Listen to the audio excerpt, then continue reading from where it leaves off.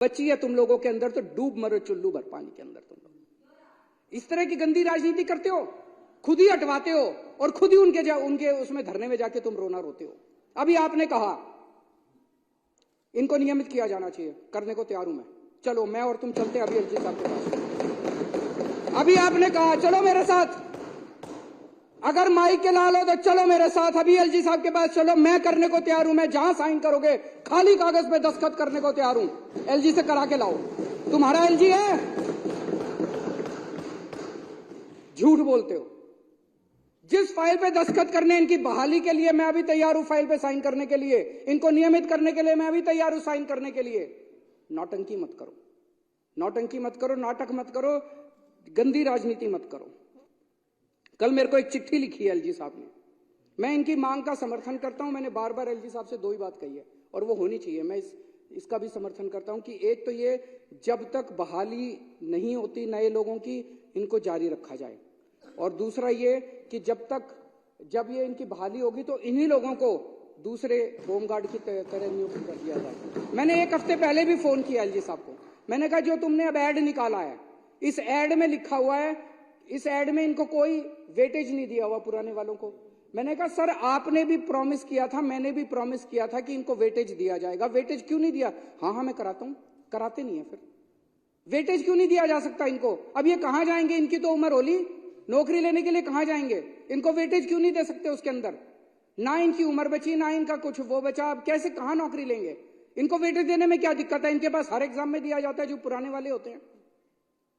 अब कल एलजी साहब ने मेरे को एक चिट्ठी लिखी है। चिट्ठी बहुत गंदी है, उसमें भाषा बहुत ही गंदी है। आप लोग पेटी पॉलिटिकल गेम्स के लिए काम कर रहे हैं।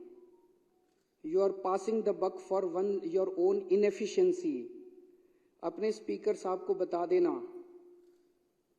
स्पीकर को मेरे अंडर में आते हैं क्या? एलजी को यह भी नहीं पता कि जुडिशरी, लेजिस्लेचर और एग्जीक्यूटिव 3 स्तंभ हैं राजनीति इसके कॉन्स्टिट्यूशन के? क्या उनको ये नहीं पता कि speaker is an independent constitutional authority, he does not report to the chief minister? कि अपने स्पीकर साहब को बता देना कि इसमें से एक्सपेंज कर दे प्रोसीडिंग्स में से। मैं कुछ नहीं कह सकता स्पीकर साहब को, हमारे सबके माननीय है स्पीकर साहब, मैं नहीं कह सकता इनको कुछ। You and your ministers are accusing me, your statements are white lies. This is a typical example of abuse and scoot game, which you seem to have mastered. You have made a career out of it. ये LG साहब मुख्यमंत्री को चिट्ठी लिख रहे हैं, ये भाषा है? ये भाषा है? ऐसी भाषा लिखनी चाहिए। कितने भी डिफरेंसेस हो हम दोनों के बीच में, जो मर्जी डिफरेंस हो, ऐसी भाषा तो एलजी साहब को लिखना शोभा नहीं देता। While you and your government have done nothing substantive for the development of Delhi and its residents in almost all spheres. 3 बार चुनाव जीते हैं आप लोगों की जमानतें जब्त हो गई। कुछ कर ही रहे होंगे तभी हुआ है, कुछ कर ही रहे होंगे दिल्ली वालों के लिए। You have done nothing for the people of Delhi. In a bid to maintain the charade that you have created through repeated lies perpetuated by an incessant publicity campaign. अभी तो बहुत है इसमें गंदी गंदी गालियां, मैं इसमें नहीं जाऊंगा, पर मैं ये समझता हूं कि जो भी प्रोवोकेशन हो, जो भी कारण हो, हमें अपनी मर्यादा, शब्दों की मर्यादा और भाषा की मर्यादा कभी लांघनी नहीं चाहिए। बातचीत से सभी समाधान निकलते हैं अगर नीयत अच्छी हो तो। अब मैं ये दिखाता हूं कि ये चल क्या रहा है दिल्ली के अंदर। मैंने इनको फिर कल जवाब भेजा है। जब से सक्सेना साहब एलजी बने हैं, तब से दिल्ली के अंदर ढेर सारे रेगुलर रूटीन के काम बंद होते जा रहे हैं, बंद होते जा, एक नहीं, जैसे बस मार्शलों को बंद कर दिया, चलती हुई स्कीम थी। इनके पहले वाले जो एलजी थे वो हमें नए काम नहीं करने देते थे। हम कहते थे जी दिल्ली में सीसीटीवी कैमरे लगाएंगे, वो नहीं लगाने देते थे। हम कहते थे मोहल्ला क्लिनिक बनाएंगे, नहीं लगाने देते थे। लेकिन पुराने दिल्ली की जो व्यवस्था चल रही थी, पानी की, दवा की, टेस्ट की, उनको नहीं रोका उनको नहीं रोका। अब जो एलजी साहब आए हैं पिछले 2 साल से दिल्ली के अंदर एक जो चल रहा है कि अब दिल्ली के अंदर जो चालू चीजें हैं, सर्विसेज हैं, दिल्ली के लोगों की जो दिल्ली की लाइफलाइंस हैं, मूलभूत जरूरतें हैं, उनको बंद किया जा रहा है आम आदमी पार्टी को बदनाम करने के लिए। और वो ट्रेंड बन गया। बंद करते हैं, फिर बीजेपी वाले हमारे को गाली देते हैं कि केजरीवाल से चल नहीं रहा, करवाते ही हैं। मैंने कल उनको लिखा, अक्टूबर 2022 से दिसंबर 2022 के बीच में सारे मोहल्ला क्लिनिक के टेस्ट बंद करवा दिए गए, दवाइयां बंद करवा दी गई, उनके रेंट की पेमेंट बंद करवा दी गई, बिजली की पेमेंट बंद करवा दी गई, डॉक्टरों की तनख्वाह रोक दी गई। अक्टूबर 2022 से दिसंबर 2022, एमसीडी चुनाव के जस्ट पहले। क्या कारण था भाई?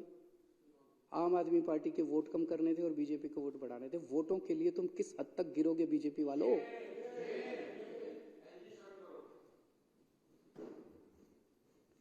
ओपीडी सितंबर 2023 से फरवरी 2024 के बीच में ओपीडी के काउंटर के ऊपर अस्पतालों के अंदर जो वो डेटा एंट्री ऑपरेटर बैठे थे, एक शॉट में सबको हटा दिया।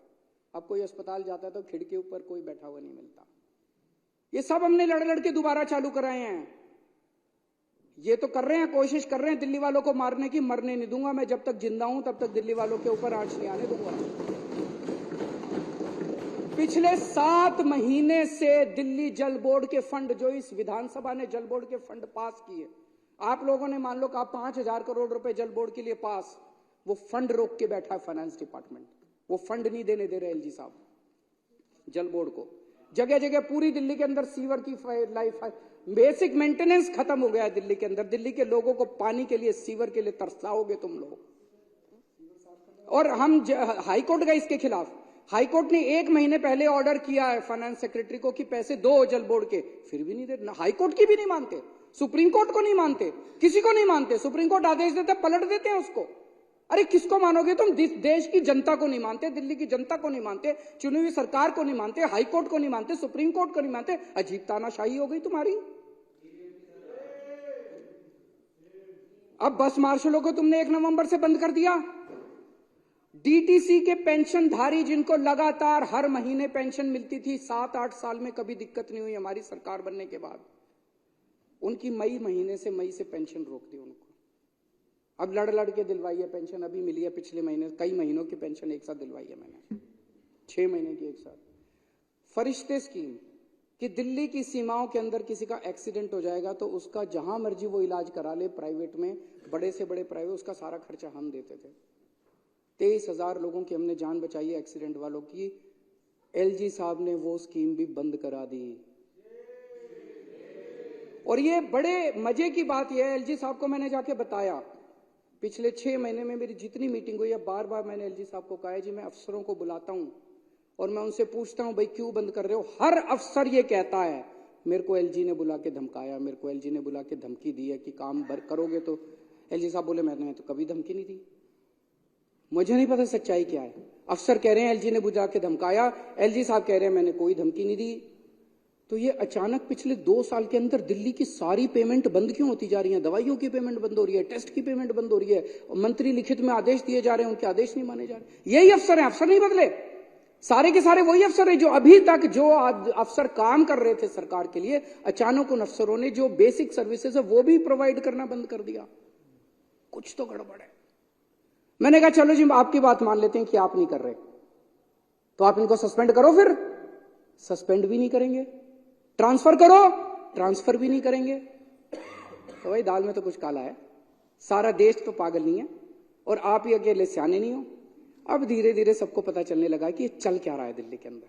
तुम लोग किसी भी हद तक गिर सकते हो, इस देश को बेच सकते हो तुम लोग केवल 4 वोट के लिए।